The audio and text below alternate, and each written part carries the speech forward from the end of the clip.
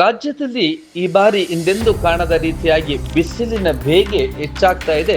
ಈಗಾಗಲೇ ರಾಜ್ಯದ ಬಹುತೇಕ ಎಲ್ಲ ಜಿಲ್ಲೆಗಳಲ್ಲೂ ಕೂಡ ಬಿಸಿಲಿನ ಬೇಗೆಗೆ 40%ಗಿಂತ ಹೆಚ್ಚು ಉಷ್ಣಾಂಶ ದಾಖಲಾಗ್ತಾ ಇದೆ. ಇದ್ದಕ್ಕಿದ್ದಂತೆ ಇಂದು ಹಾಸನದಲ್ಲಿ ಭಾರಿ ಗಾಳಿ ಮತ್ತು ಮಳೆಯಿಂದಾಗಿಯೇ ವಿದ್ಯುತ್ ಕಂಬಗಳು, ಮರಗಳು ಎಲ್ಲವೂ ಕೂಡ ನೆಲಕ್ಕೆ ಉರುಳಿದವು.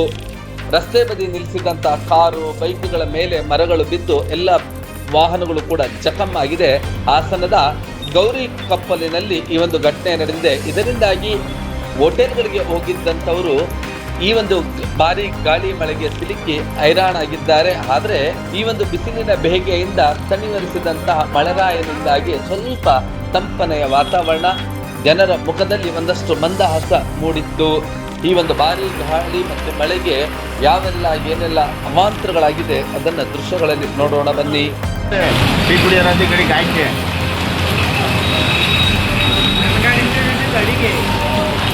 ಇಲ್ಲೇನು ಆಗಲ್ಲ, ಅಲ್ಲಿ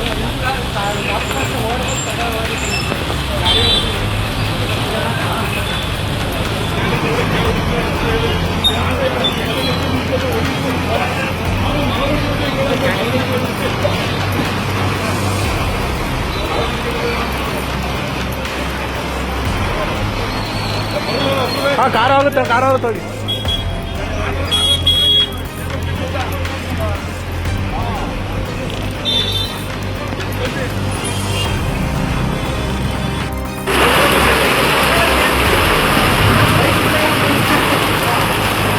ಬೈಕ್ ತಗೊಳ್ಳಂತ ಅಲ್ಲಿ ಇಟ್ಕೊಂಡೆ